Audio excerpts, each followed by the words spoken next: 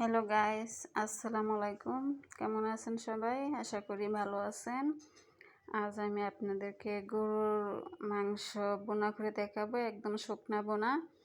এই জন্য চুলায় একটা প্যান বসিয়ে দিয়েছি, দিয়ে এখন আমি এখানে তেল ঢেলে নেব। প্রথমে আমি একটু সরষের তেল দিয়ে নেব, নিয়ে আমি আবার একটু সাদা রান্নার তেল দিয়ে দিব।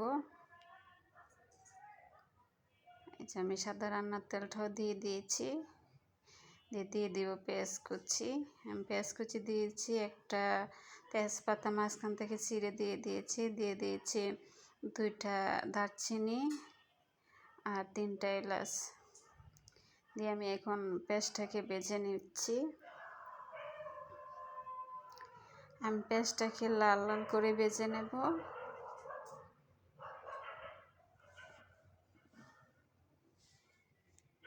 এই যে দেখুন, পেঁয়াজটা লাল লাল করে ভাজা হয়ে গেছে। এখন আমি কি করব, ওই পেঁয়াজটাকে একটা বাটিতে উঠিয়ে নেব, আর কিছুটা পেঁয়াজ রাখবো আর কি হাঁড়িতে।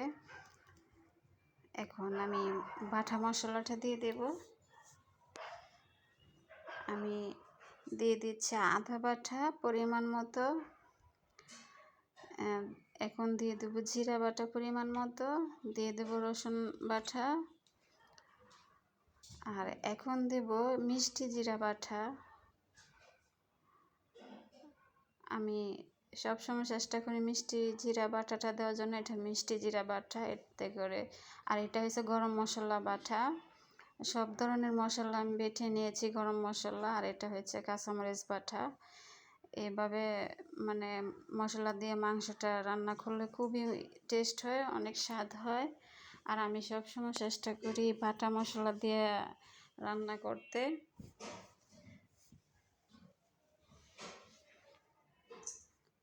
আমি মশলাটাকে ভালো করে ভেজে নেব। আমি অনেক ভালো করে ভেজে নেব, যেন কাঁচা গন্ধটা চলে যায়। আর মশলাটা যত ভাজা হবে মাংসের টেস্টটাও বেড়ে যাবে। আর এই যে আমি গরম মশলাটা বেটে দিয়ে দিয়েছি, এতে দ্বিগুণ স্বাদ বেড়ে যাবে। আর মিষ্টি জিরাটা অনেকেই জানে না যে মাংসতে দিলে স্বাদ টেস্টটা ভালো হয়, অনেকেই জানে না। আমি সবসময় মিষ্টি জিরাটা দিই, হয়তো গুঁড়ো করে দিই, না হয় বেটে দিই, এতে করে ডাবল স্বাদ বেড়ে যায়। আর এখন আমি দিয়ে দিয়েছি মরিচের গুঁড়া, দিয়ে দিয়েছি হলুদের গুঁড়া, দিয়ে দিয়েছি ধনিয়া গুঁড়া, দিয়ে আমি মশলাটাকে কষিয়ে নেব।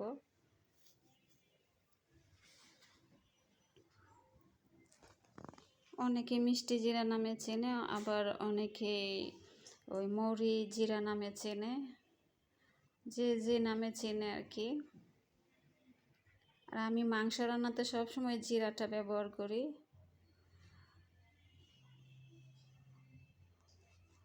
আমি মশলাটাকে ভালো করে কষিয়ে নিচ্ছি।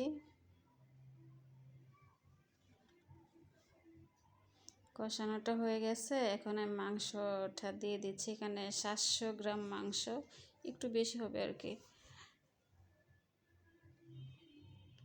এখন আমি নেড়ে ছেড়ে মশলার সাথে মাংসটাকে মিশিয়ে নিচ্ছি।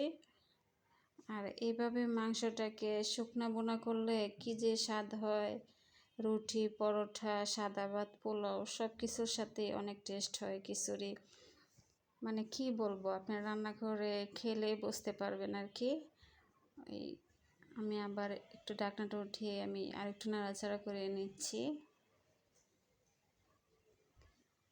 আর আপনাদের কাছে রিকোয়েস্ট, আমার ভিডিওটা যদি আপনাদের ভালো লেগে থাকে তাহলে আমার চ্যানেলটা সাবস্ক্রাইব করে, লাইক দিয়ে, কমেন্ট করে আমার পাশে থাকবেন। আপনারা একটা লাইক আর একটা কমেন্টে আমি অনেক দূর এগিয়ে যেতে পারবো। আর আপনারা সাথে থাকলে আমি তো ইনশাল্লাহ এগিয়ে যেতে পারবোই, আর সাহসও পাবো, আমি আরও ভিডিও বানাতে সাহস পাবো। তাই আপনারা আমার পাশে থাকেন, আমাকে সাপোর্ট করেন প্লিজ। আমি 2-3 বার করে নেড়ে ছেড়ে কষিয়ে নিচ্ছি। আমি ভালো করে কষিয়ে নিচ্ছি। আমি কষানোর মধ্যেই বেশি অর্ধেকটা সিদ্ধ করে নিচ্ছি মাংসটাকে। দেখুন একদম পানিটা টেনে গেছে, আর তেলটা উপর দিয়ে বেশি উঠেছে। এখন এই পর্যায়ে আমি একটু ঝোল দিয়ে দেব। আর ঝোলটা আমি বেশি দেব না, কারণ এটা তো শুকনো বোনা হবে। আর আমি কিন্তু কষানোর মধ্যে মাংসটাকে সিদ্ধ করে নিয়েছি অফ ক্যামেরায়। আসলে ভিডিওটা বড় হবে, আমি একটু ফাস্ট করে দিয়েছি। ওই দেখুন, আমি আবার ঢাকনাটা উঠিয়ে আরেকটু নেড়ে ছেড়ে দিচ্ছি।